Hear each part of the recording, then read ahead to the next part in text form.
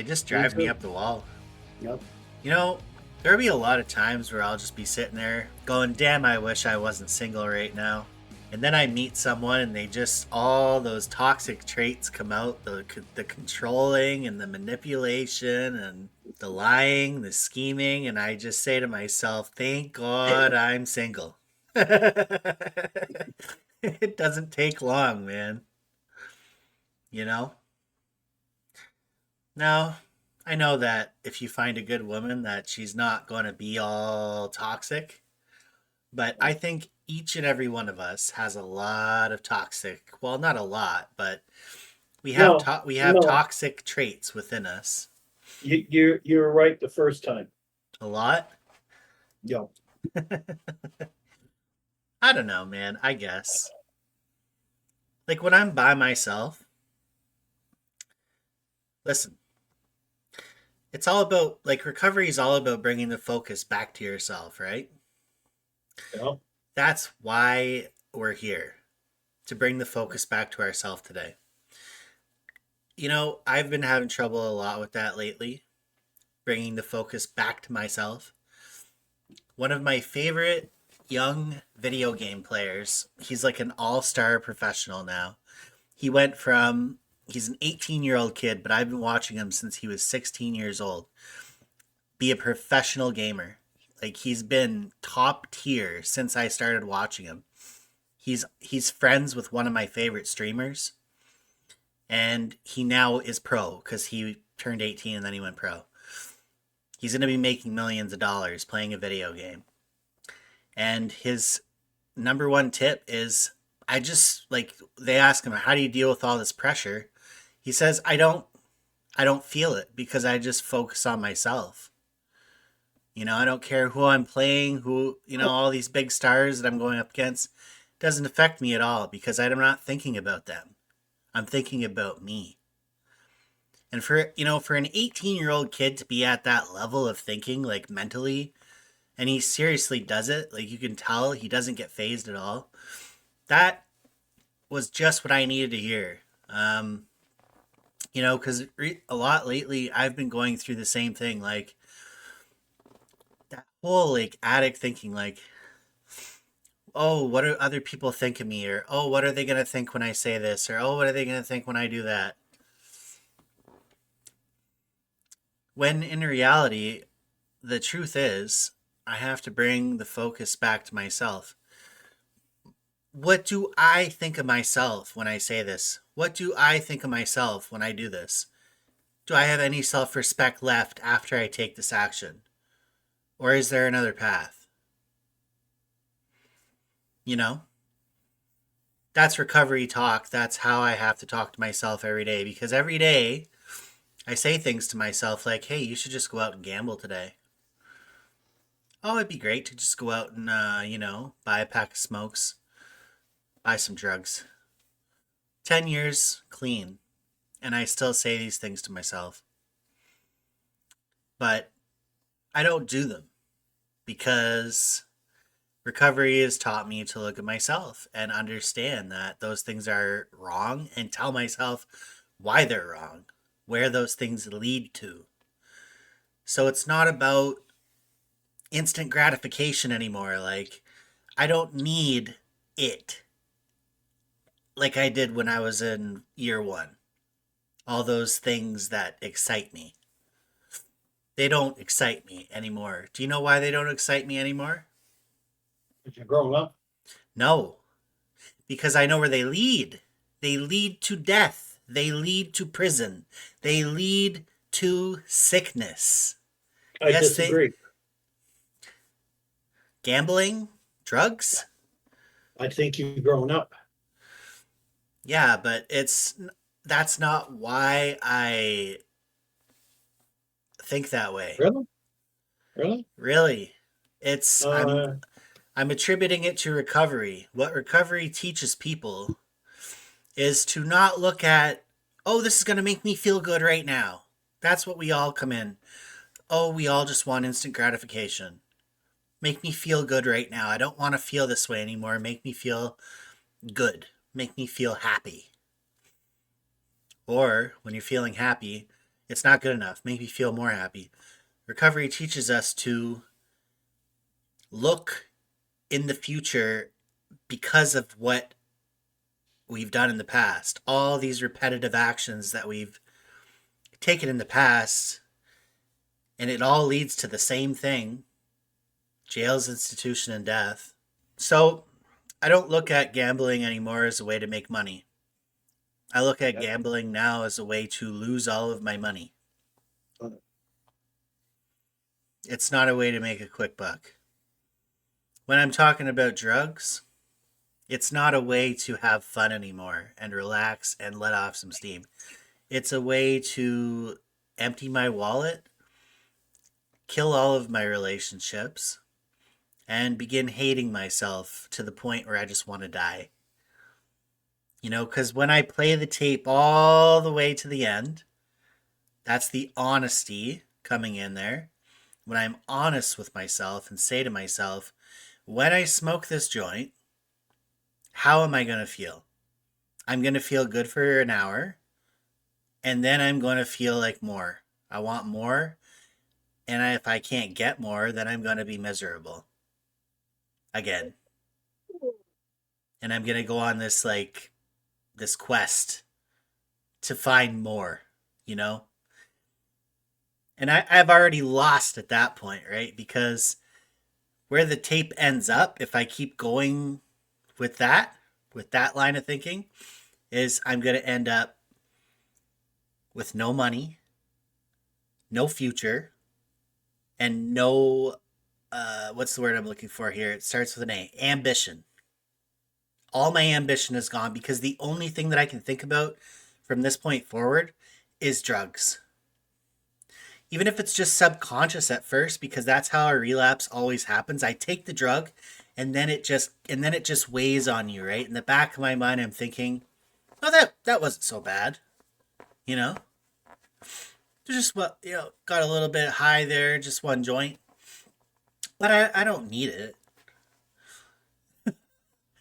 But in the back of my mind, I'm thinking, well, if I don't need it, then I certainly can control it. And if I can control it, then I'm not an addict. And if I'm not an addict, then I may as well just sign out of Narcotics Anonymous because I am God. I'm the almighty being. I can control it. Just like I can control you, I can get you to stop using Yeah. if I really wanted to, because I'm God. I can do whatever I want. Yeah. And we all know where that insanity leads. It leads to running into a brick wall eventually, where I finally realize all of my thinking was false. So the point I'm trying to make to you is here, I can use this with anything that I've done in the past. I can also use it with experiences that others have shared with me that they have gone through in the past, similar people. And, you know, I don't use it just for drugs anymore. I use it for everything. If it's something that's going to make me seriously ill, potentially kill me, or seriously harm someone else, then I really consider my action before doing it. You know? Mhm. Call it growing up if you want. You can call it growing up. I do call it growing up, but there's more to it than that. You know? Um, there's a lot of people that are 50, 60 years old and they're still out there relapsing every day, getting into harmful behaviors every day. Do you think those people have grown up? Or did they just age? They just got older. I just got wiser. Well, I wouldn't say that they're any wiser because, wisdom is like knowledge, right? It's only useful if you use it. Otherwise, you're just throwing the gift away, you know? Yeah, you get a lot of wisdom as you grow older, but some people just squander it by ignoring the facts because their need for instant gratification is so great. They haven't learned that it's just going to lead you to more misery, dude, down the road. So, whatever that is, you know, doesn't have to be just drugs. A, B, or C. You can use it for anything. For me, the big ones that I had to do this year was gambling and nicotine because the nicotine was actually making me unhealthy. Like I was waking up feeling sick every morning. That was why I quit cigarettes, dude, because I didn't want to wake up feeling sick like I was dying every morning. The same thing with the gambling. I just kept losing my money all the time, man. It was over and over and over. It wasn't just like 5 or $10. It was hundreds, if not thousands of dollars on a monthly basis, getting pissed down the drain with absolutely nothing to show for it. And my time was just completely being wasted. And this is in recovery. I'm recording, by the way, Kent. We are just going to go with it because honestly, we're just sitting here. We may as well just go with it. I woke up one day, broke as fuck, and no money coming for God knows how long, maybe a couple of weeks. I just had to rough it. And I looked at myself and I said, okay, I fucked myself how many times? And I keep repeating this cycle of going into the casino, running it up, losing it all, running it up, losing it all, or just going in and just losing it all. There was no option C, which is going in and winning a bunch of money and then walking away and not losing it back. There was always the lose it back, always somehow managed to find its way back in there. So I used the 12 steps to get out of that.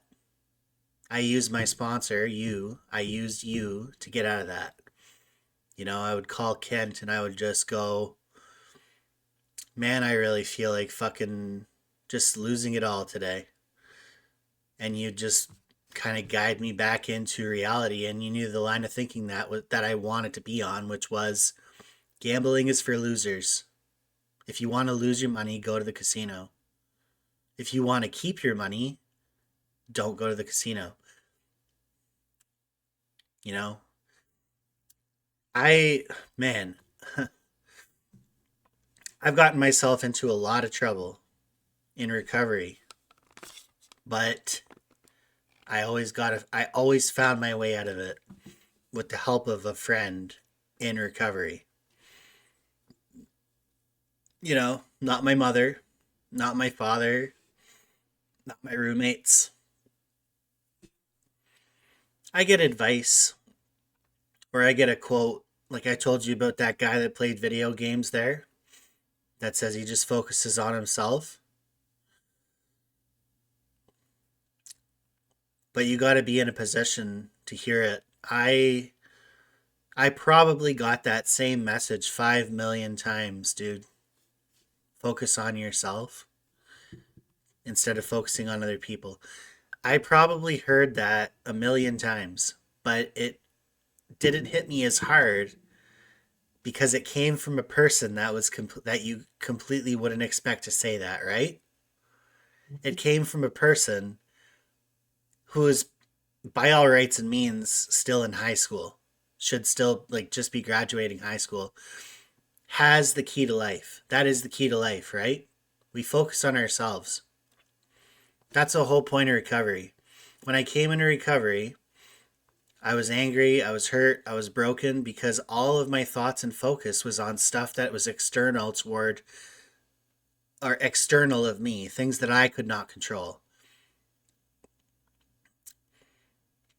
The money coming into my bank account, the health that I was experiencing, the things that were going on around me that other people were doing that had nothing to do with me. And I was so focused on that I didn't even know who I was. If you had asked me who I was, I wouldn't have been able to tell you because honestly, I didn't know who I was. I would have made something up, but I genuinely didn't know who I was when I got into recovery. I needed to take steps to learn who Andrew was when he got into recovery. And I still need daily intervention from the higher power each and every day to continue to find out who Andrew is because, okay, do you want to know one of the most annoying things someone ever told me in recovery? A friend of mine a long time ago that I used to go to Narcotics Anonymous meetings with, I was going through a bad breakup and he told me, this was when I was like 27 years old, so 9 years ago. He said, you know, Andrew, you should just take 10 years to yourself. Don't get a girlfriend. And be single for 10 years and get to know yourself. And I said, 10 years is a really, really long time, man, to just like not have a girlfriend. And he says, yeah, but you don't even know who you are.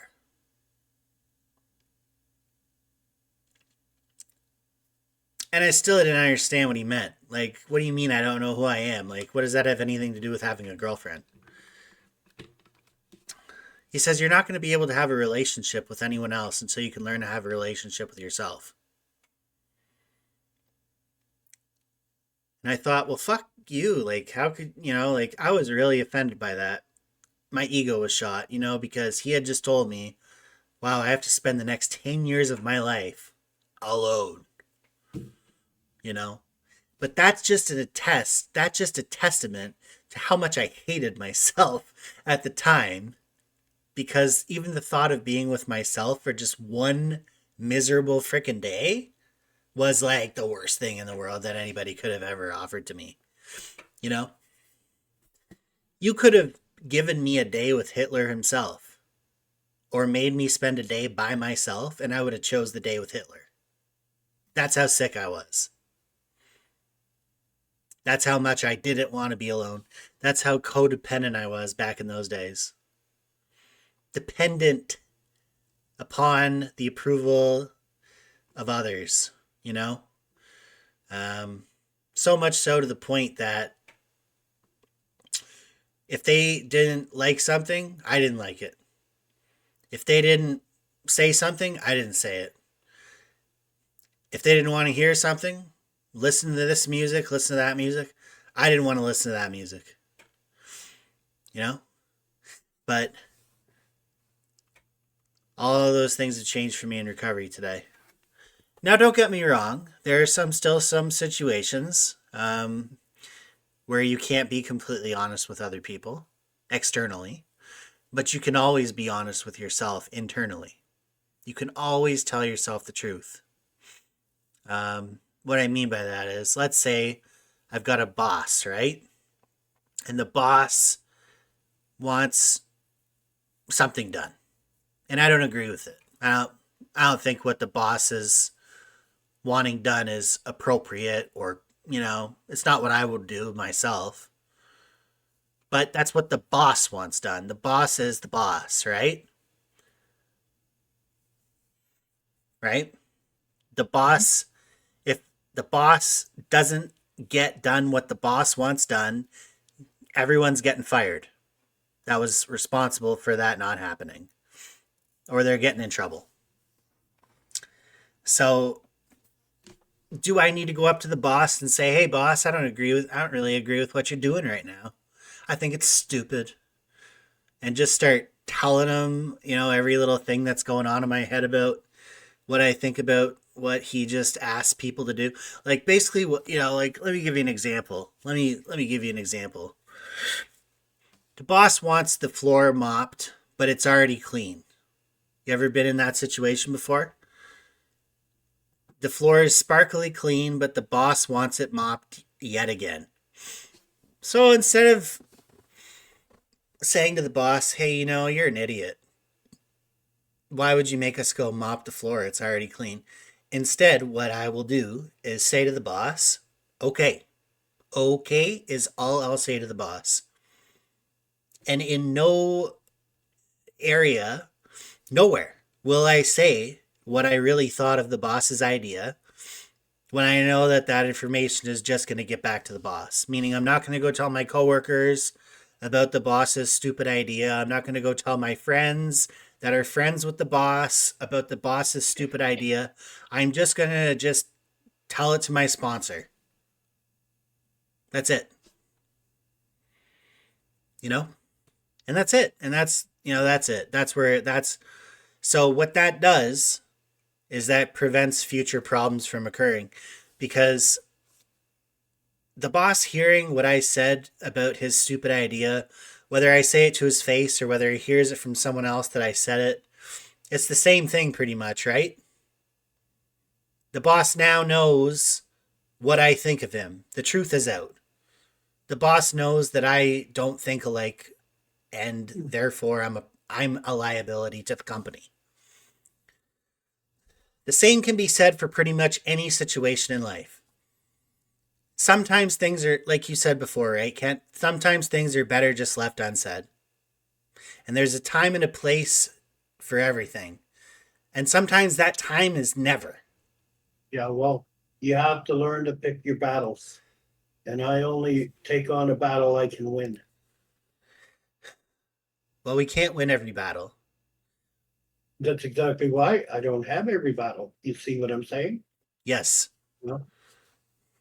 And when I'm at work and the boss says to do something that I know doesn't need it, I shut up and do it because he exactly. paying my bill.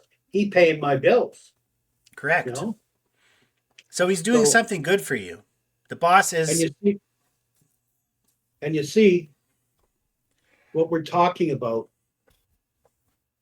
is addictions. Um, here's a list of physical addictions. Some of these surprise me. Alcohol I knew about, tobacco I knew about, opioids I knew about, prescription drugs I knew about, cocaine, marijuana, methamphetamines, hallucinogenics, inhalants, PCP. Now, I've heard of hallucinogenics and I've heard of inhalants, but I never use them. But look, folks, there are other addictions, which are behavioral addictions, food addiction, sex, internet, pornography, using computers or cell phones. In other words, you can't put it down no matter what. You always got your face in it. Video games. Oh, geez, I bet you didn't know about this one. Work addiction. We used to call it in my day workaholic. Exercise. Spiritual obsession, not to be confused with religious devotion. So there's a difference there. Spiritual obsession is you want to know about everything. You can't focus on one thing. So your brain has to go out and out and out and out. Does that not sound like an addiction to you? Seeking pain, people who cut themselves or hurt themselves. Cutting. Did you know shopping can be an addiction? If you don't need it, don't buy it. If you don't need exercise, don't do it. And the one Andrew was talking about is gambling addiction. You have an explosive control disorder. This is from a psychiatrist. Okay, this is right from the New Choices Treatment Centers. Okay, explosive anger or control disorder. You are especially susceptible to uh, complex behavior that could lead to a severe addiction. Similar to mental health issues or mental disorders, can attribute the risk of both a substance use disorder and a behavior disorder. Now, if you ever found an addict that has an explosive anger disorder, guilty. And an addict, well, now you're in big cock-a-doodle. You really are, because it doesn't matter what you do. I'm going to blow up, you know. Uh, and you know, there are treatment centers, personal treatment plans. There's medication assisted treatment and exercise. You can get a coach. Um, Medication assisted treatment. That means like methadone and interviews and I can't think of the name, but it helps you calm your thoughts. Suboxone? That's the one. Yes, thank you.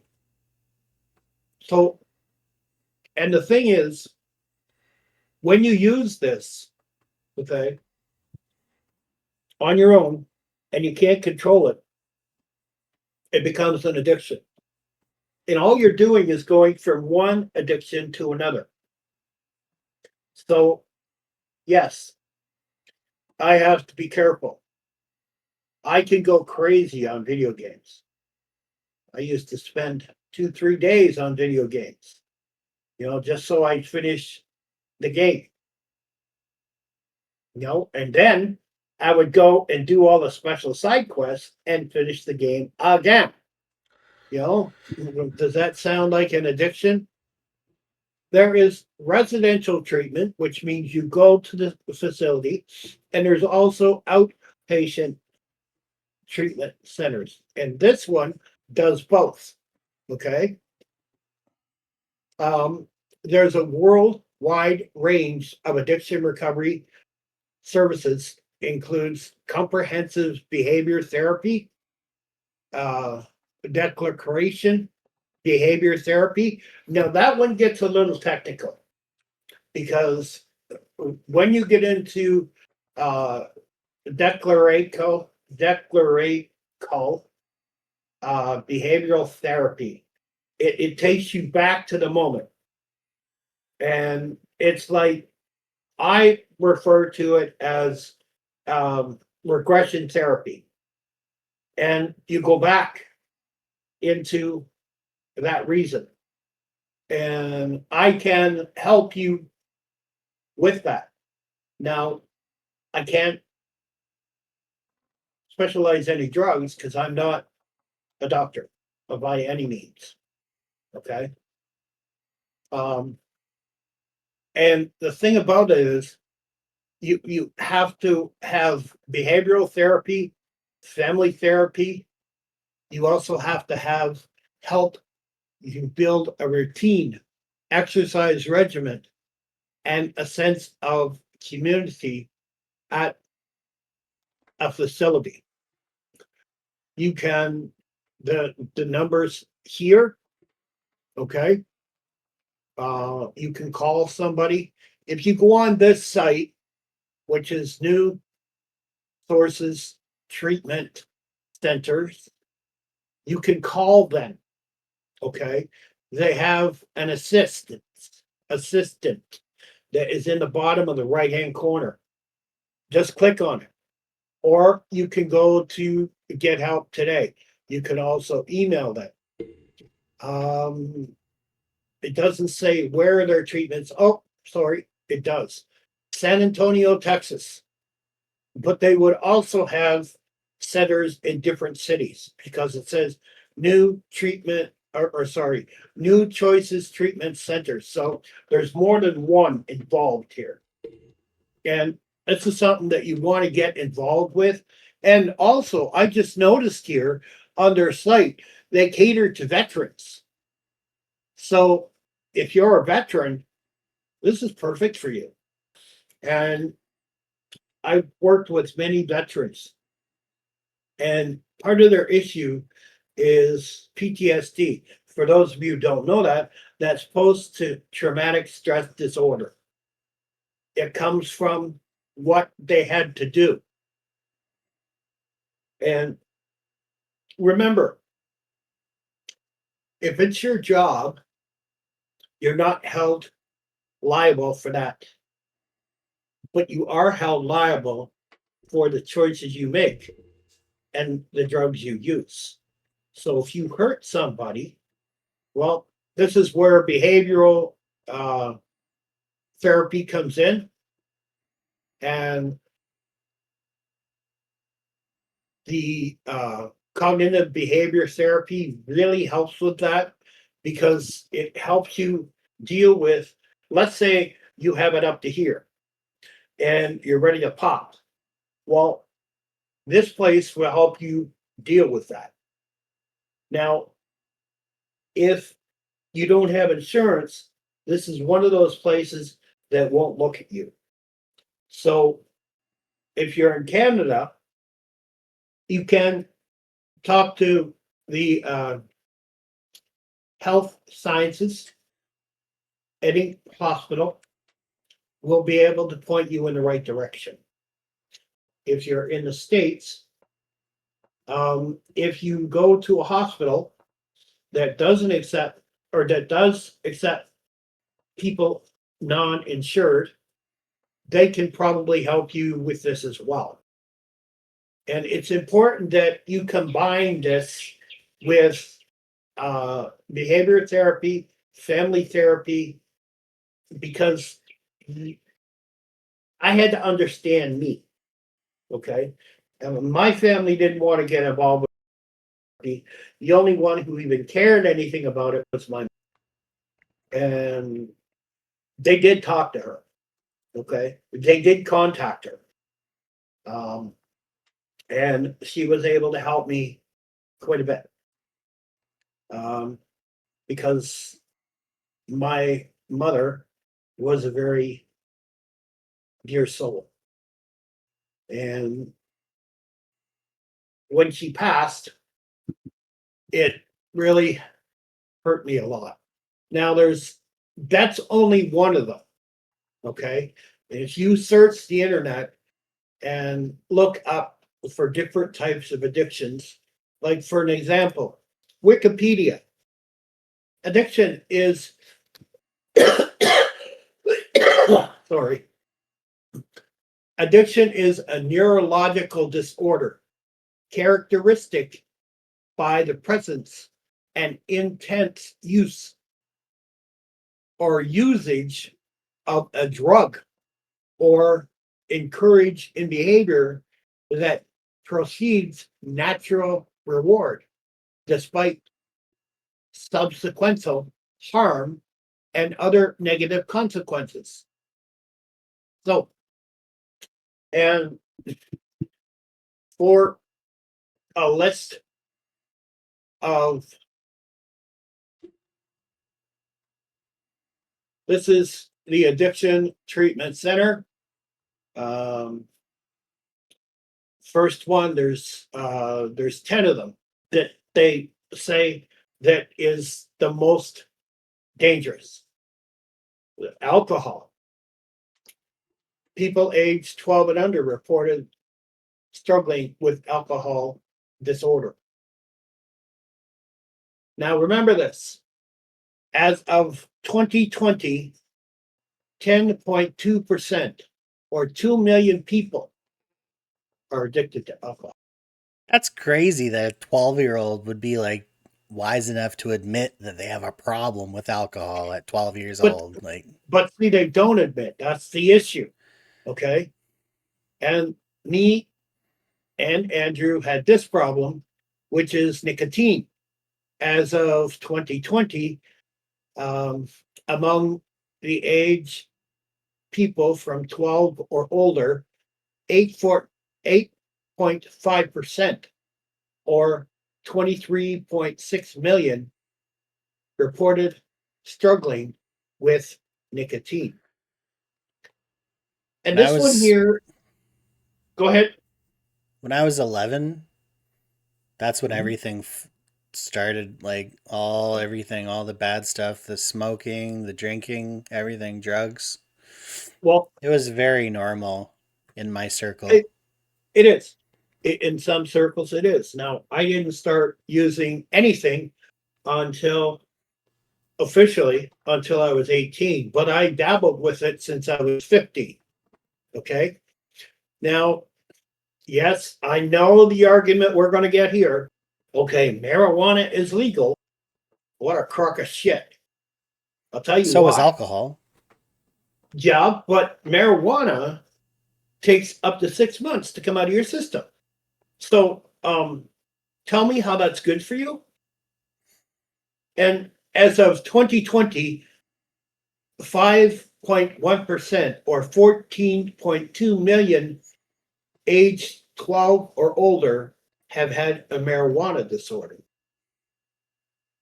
Opioids in 2020, 1.1% or 2.7 million.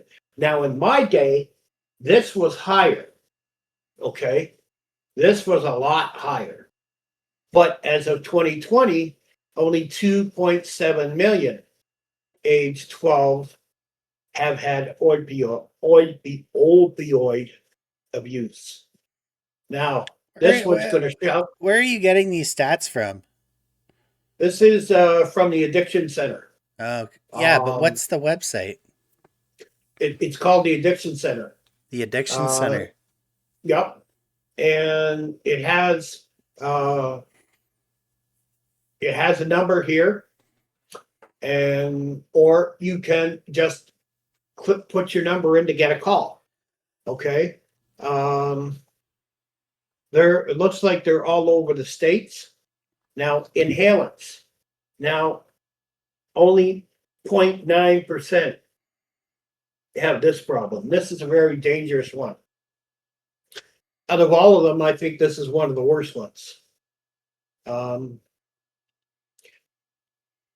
from ages 12 or older, had an addiction with inhalants. Now, see, this was higher when I was younger.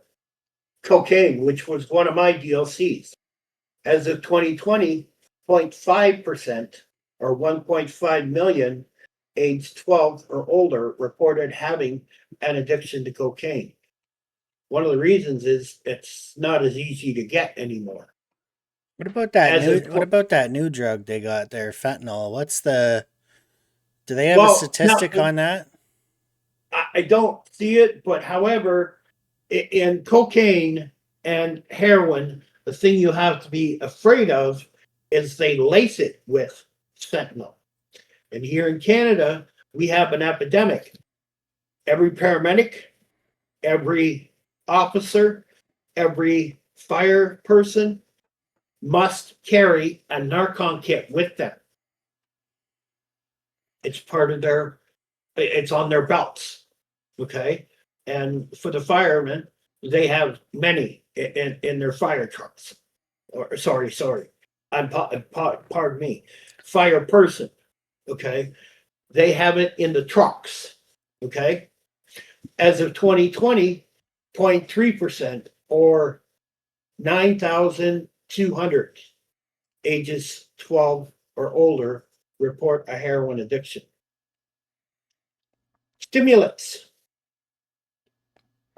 roughly 500,000 from the ages of 12 and up have a stimulant disorder.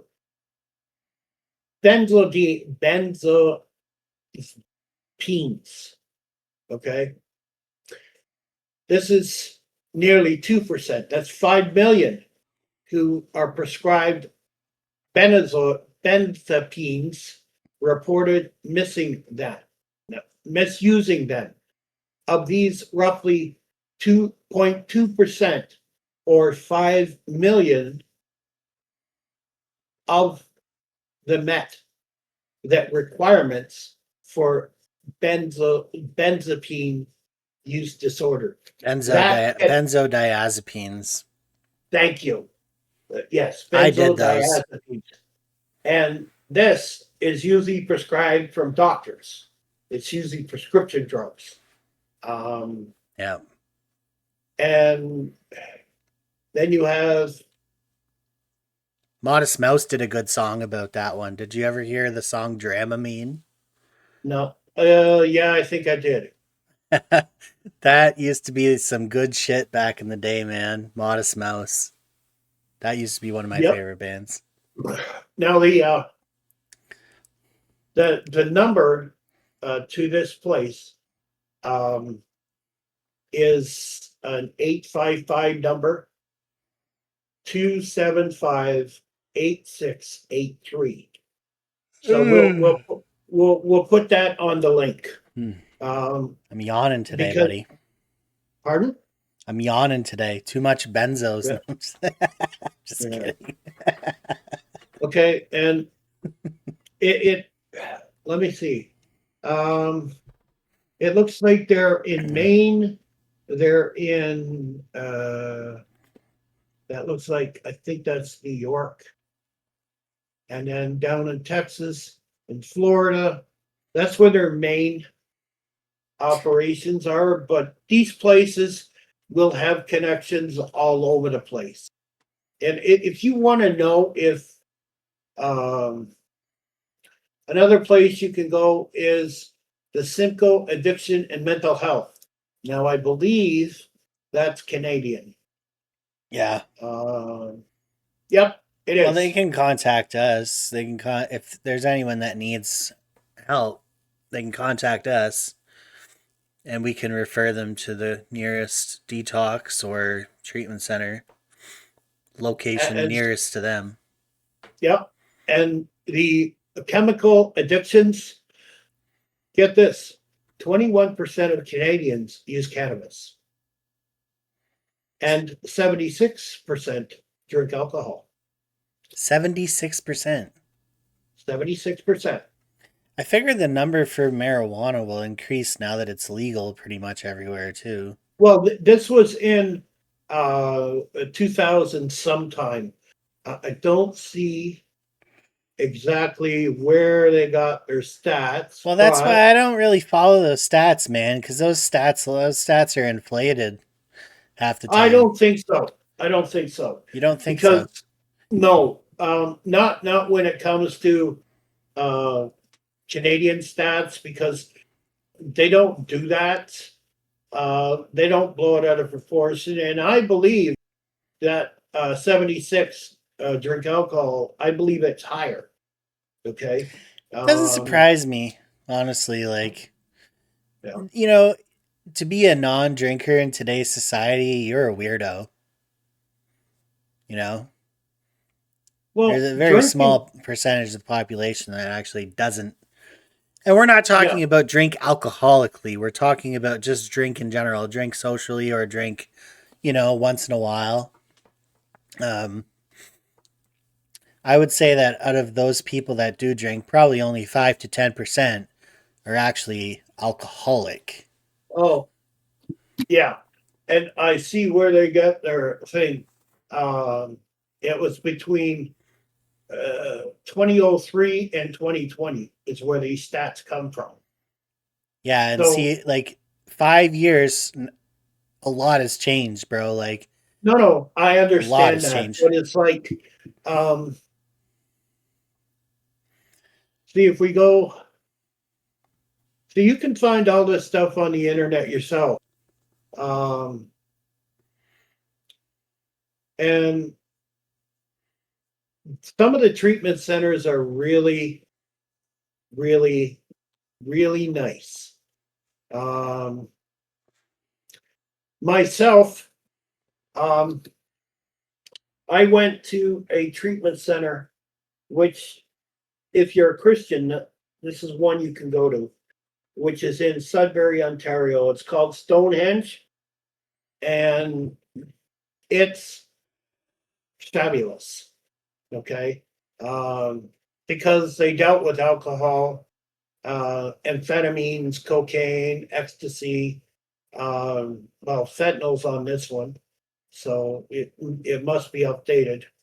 Uh, heroin, ketamine, prescription drugs, marijuana, methamphetamines. So, and then you have your behavioral uh, addictions, which is gambling, internet, porn or sex, video game, and uh, co occupancy disorders, which is like codependency. Yeah. Okay. I don't Um, like I hear those addictions, but I don't see those a lot of those addictions as um serious addictions. Like, well, actually, I beg to differ because um, a gambling addiction can break your money. It can take everything you own. I wasn't Um, talking about that. I was talking about internet well, internet pornography. addiction. What that's it's not just referring to going on Facebook, Twitter, and Instagram. It's talking about going on dating sites and stuff like this.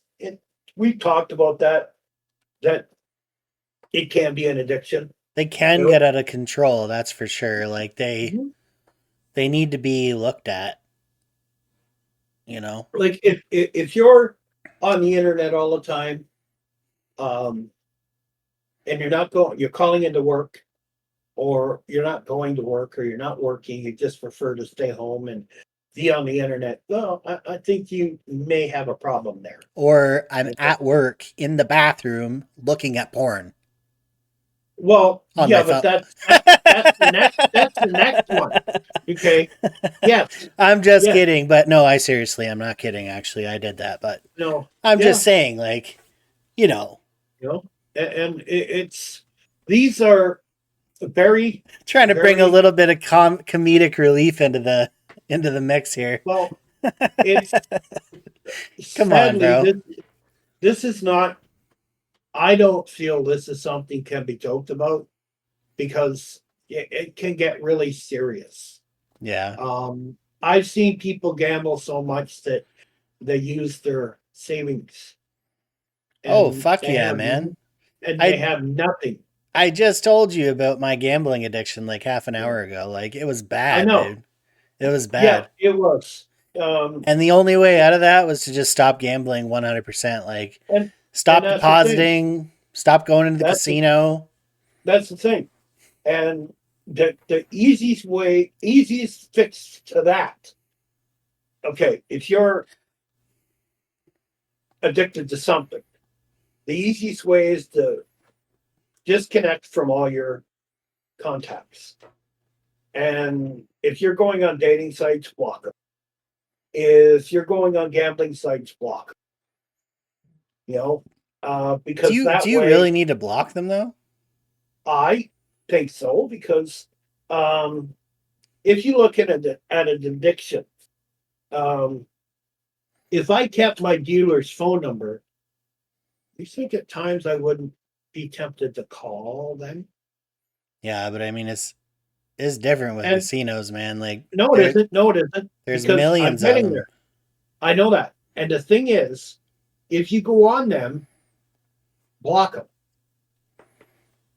Because if you get responses, block them.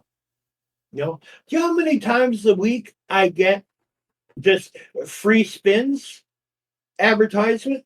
You Yeah. think I go on that? Man. Because I know where that's going to lead. You know, Yeah. and they'll let me win and let me win and let me win, and then it's like, would you like to deposit this? And you go to deposit it, and there's a fee, and then you take that out, and that goes in your thing, and you're like, oh, I won all this money. I think I'm going to try again. You know, maybe I can double my money. And the minute they have your IP, now they change stuff. Okay, now you can't win, or Now we're it's getting into slim to none. conspiracy theories here. No, but it is true. It's not this is not a conspiracy. It's reality. It's Once not they have that your true though. It's not that true, honestly. It's like it's true in some well, instances, but man, there was I times, let me tell you, okay, there was times. This is personal experience, so you have to listen to it. There was times I walked into the casino, they let me win $8,000 from like $100 or $200. I withdrew that money. They knew damn well I'd be back there the next day pissing it all away. They don't, their games are already rigged legally. They don't need to rig them any more than they already are. The only reason people complain about it being rigged is because they don't understand the odds are already stacked against you, bro. You're gonna lose. If you go in and gamble at some point, you're gonna lose. And you're not just gonna lose, you're gonna lose it all And because see, you can't I- control it. I'm one of these people that can count cards. I know how much an ace is worth and a 10 and a jack is worth. I know how many's in the deck and I know the odds of it coming out. So I can count cards. Now, do I gamble? No. And that's not gambling. Why? Why don't I gamble with that ability? Because they can rig it. They can change the deck. Now the count has to start over, and you have to go by the first couple of cards, and that tells you what the average in the deck is. And when they have those stackers, those card stackers, those things, it's unless you understand what you're doing, don't even try. And Okay, now that I is can't. that is something that has been proven to be a little bit sketchy. Those card shoes or whatever, especially the Yep, ones online and some land-based casinos as well, yep. have been shown changing cards or manipulating the output of the cards. Well, yeah, but the dealer, okay, um, But this has been it, shown on video, man. Like they have yeah, video evidence no, of this happening. Like, I get it. And the dealer is paid to make money. right, They're not paid to pay you money. They're paid to make money. right. And if they're losing, if the house is losing, they will change the dealer. As soon It's as the person guaranteed. starts winning, the dealer's got to get changed. Yep. The dealer gets changed, the shoe gets changed. It's all, and this is why I say card counting, especially in online casinos, has been rendered pretty much useless. You can't do it. Well, no, you can't do it in a virtual world. But it But does in it does yep, exist in a land-based casino, but the problem yep. is if they catch you doing it, which they likely will, you're not going to No, be they don't. welcome back to that casino anymore. Because I do it in my head. I don't count. I don't count on my fingers. I keep it in my head. They have professional card counters that go in there and get kicked out all the Well, time though. they They're can professional. they can try. Okay, and this is one of the reasons why I don't gamble. Because and one of the main reasons why I don't gamble, I hate losing. You should hear me on a video game when I lose. I go. There's I could. something there's something like internally that just like triggers like a clock when I start losing and gambling. It's like a clock that can't stop turning Yeah, for I days know. on end. It depends on what happened, like sometimes there have been situations that have happened in the casino that ran through my mind for weeks and months, affecting my play in skill-based games, Well, not I'm well slot aware of that. machines, for weeks and months on end following that one instance. I, So, I'm I'm well aware of that because I'm his sponsor, and I know he's come and talked to me about this. You so know, the point I'm trying to make is you might have the skill, but not everybody has the mental wherewithal to. You got to be stone cold in your logical thinking, and not very many people have that ability to well, maintain that stone cold logical thinking. That's a very select few people. That's why you only see 100 or 200 poker pros that are actually making money every year in the entire world of yeah, 7 billion people.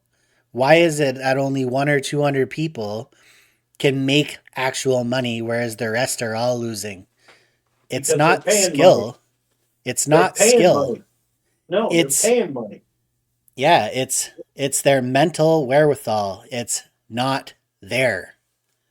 And Yep. that's the casino. See, the casino loves poker players. You know why the casino loves poker players?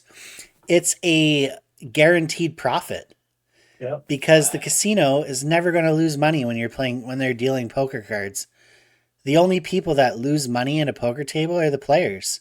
Even the winning players are still losing money to the casino in a poker game.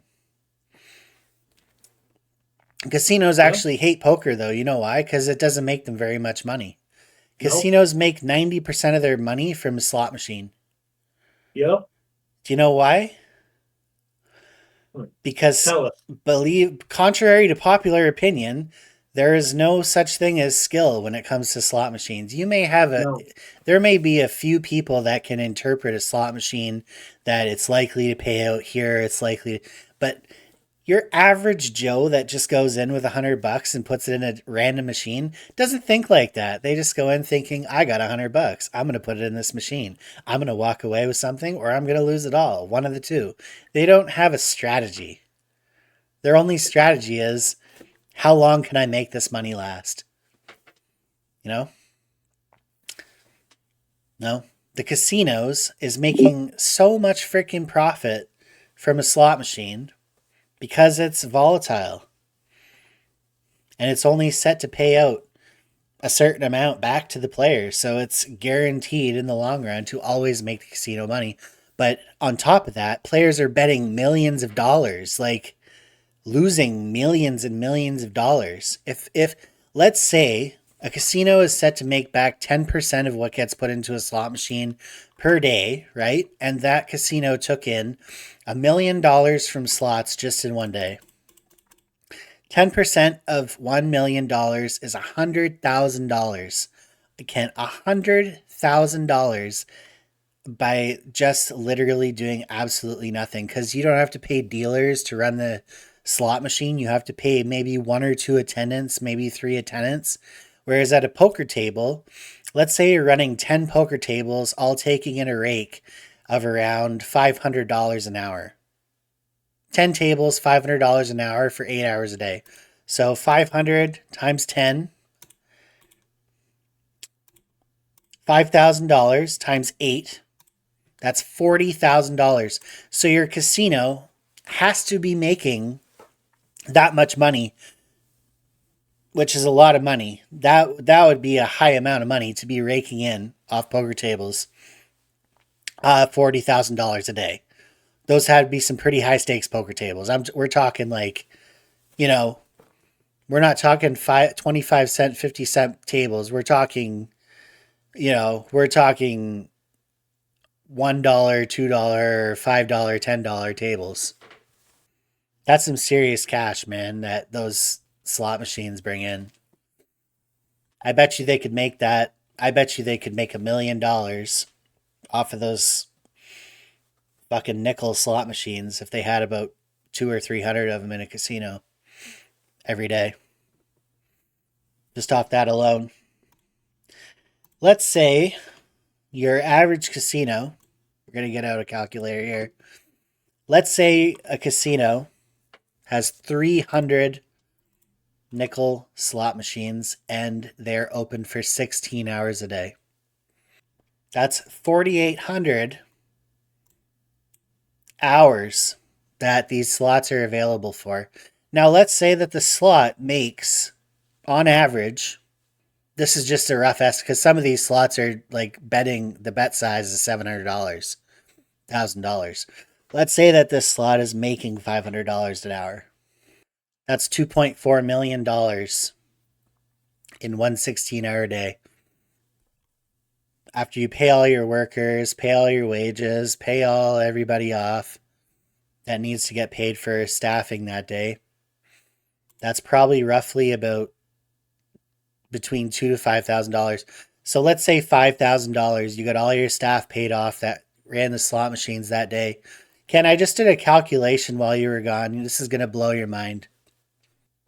No, I it just doesn't blow my mind because Um, I understand it mathematics Just very clearly. the sheer amount of money that 300 slot machines could make in one Yep, day for a casino.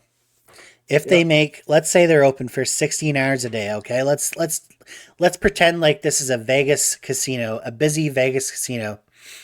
Let's pretend like this is the MGM Grand we're talking about here, okay? A busy Vegas casino. 300 low bet size slot machines making $500 an hour, running for 16 hours a day. Guess how much money that makes? a ton. $2.4 million. Yep. Tell me what poker tables would need to bring in to make $2.4 million off rake every day. Yeah, a lot. That's why slots are the king of casinos, man. That's why you see more slot machines in a casino than you see any other game, because it's Well, easy cash. It's people said money doesn't grow on trees. It does. The slot machines are money trees for the casino. yep. Ken, I saw a guy win $55 million on slot machines the other day. Hmm. The casino owner has over a 2 billion net worth. Hmm. He didn't even give a fuck. That's how much money these guys make. Hmm. Yep. It's crazy. Anyways, I don't want to go on about it. The thing though that I'm the message that I'm trying to get out to the people out there listening is that gambling is a fucking demon, man. Yep. It is. Gambling is like got to Yeah. be the And worst it, because it just sucks everything that you own. It sucks anything that your family owns, anything that your friends own, any material thing that anyone around you has ever owned. You're going to somehow get it off them and put it into the casino if it goes long enough. Um, most definitely. it's a savage. Kent, Yeah. I'm actually having a really hard time justifying going to Power Director. I know it's cheaper, Yeah. but I'm still sitting here like I'm in love with CapCut. Like honestly, man, I've been using it now for almost a year, Yep. and I've never found a program more simple and fast on a computer. Like it Well, just if you want to stay there, that's fine. I really do, man. If I'm being 100% honest with you, I don't think it's fair that you have to pay $20 cuz honestly, it's the cost of it per month is, let's just round it up to $30. Even if it's 28, but even if it is $30 a month, you still shouldn't have to pay 20. Like I only upload on this channel maybe 4 times a month at the very most. I think at the very most if you're going to help with the cost, it should be no more than $10 a month. Well, let's look at it this way. Any more You than make that is it's on you. Like I will not well. feel bad. Let me say this. I usually make more money than you a month, Yeah, that's true, so but I can my afford to YouTube help you channel is out. also making me money now. I can afford to help you out Yeah, that's true. because this is our channel. It's not yours. It's not fair. You fit all the costs, is it? Yeah, that's true. All I right. just So, I okay, well I never told you this, but one of the main reasons I wanted to do what I do for this channel in the first place was kind of a thank you for all the years that you've put in and all of the help that you've given me and all of the, you know, all of everything that we've had together as friends and as brothers. let's say Kind this. of a gift to you. And so I kind of feel guilty in a way to accept any money from you whatsoever. But at the same time, you understand what a shitty position I'm in right now in terms of finances. But at the same time, I don't think it's fair that you pay more than I do when I'm the one using the video editor for my other YouTube channel, which is making me money. So, I'm just saying it's I okay, this is an argument you're not going to win at. no, I'm going to accept whatever you give me, but I'm just I wouldn't have been able to look myself in the mirror if I wasn't at least honest with you about how I felt Do, about it. do you know what I say to that? The house I always mean, wins. yeah, Kent always wins. because of this. Okay. Um, over the years, you've helped me as well. And Yeah, as as a drug and alcohol counselor, if I was to bill you for everything I did, you'd never pay me back. yeah, that's true. Good thing we're not living in the United States. I would owe you over $2.4 million at this point. Not quite that much, but probably around 100,000, 200,000. You know what the funny thing is? I would have paid it though if I had the money happily. After Oh no, knowing I all know. we've been through and everything that you've done for me, I would have. And you know, that's I don't want to get your hopes up because honestly, dude, like I'm not the type of person to make empty promises to people, but you'll be the first one on my list if I ever make it big. Not because of And I this. know that. And I know that because there's been many times that you dropped money in my account that I wasn't expecting. No, that's true. Dude, whenever I have a big amount of money that I don't even know what to do with, the first person that comes to my mind after my children's mother is you. Yep. I probably owe her about $2.4 million at this point too, but we don't need to get into Well, that. folks, we didn't do an introduction, but thank you very much for being here for us. And we hope you enjoyed this video. Leave a comment, leave a like, subscribe to the channel because it helps us, and share it with your friends. If you like this message, share it. If you're on Twitter and Instagram, put it there. If you're on Facebook, put it there. You know, the more we have, the better we like it because the more the word gets out. And That's right. if there is something you want us to talk about, send Andrew or myself a message and we will make sure that we talk about what you want to talk about. And if you ever want to be a guest on here, let Andrew or myself know and we can make that happen as well. We love to You have know? guests on here. Oh yeah, it would be. You know, somebody like Tom Cruise or Heather Locklear would be, but you know, Why Tom Cruise of all people would you? well, I'm just a big Tom Cruise fan. Okay, I like his movies. Yes, the guy is an ass, um, and he's totally whacked when it comes to religion.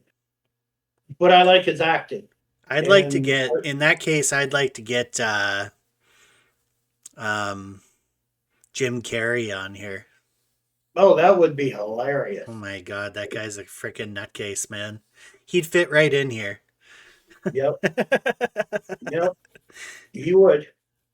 You know, Illuminati, we're coming for you. No, I'm just kidding. I'll cut that well, out. I'll cut that part out. The things we that's say on here, I'm not cutting that out. But the things we say on here, man, if it is I'll what tell it you, is. I'll tell you right now. If you want to find out about um, what he's talking about people that are brainwashed and stuff like that, check out my channel, Abba's House. Okay, there are all kinds of videos on there. Okay, and very soon, I know I keep saying this, but I'm old, I forget. You know, very soon that channel is going to be up and running because I have my green screen and I'm going to be starting doing videos and I'm going to be speaking in Hebrew. I'm going to be reading the Bible. So Your you want to microphone stay cut tuned. out there for the last 5 seconds. I'm going to be going back on YouTube and I'm going to be reading the original Hebrew from the Bible. And No we're one's going to going to be talking understand about that. why I'm going to explain it. Oh, you're going to explain it. Okay. Yeah, man, I've been waiting for you to get back on your YouTube channel for so many years. So many years. Well, I've just been quite sickly for the past few years. I've had a lot of back issues and a lot of medical problems. I finally got dealt with, so, but we're going to be up soon. All right, folks, it's been a blast. Take care, you all. All right, guys, this has been another episode of Recovery Station with Kent and Andrew, and we're out. Peace.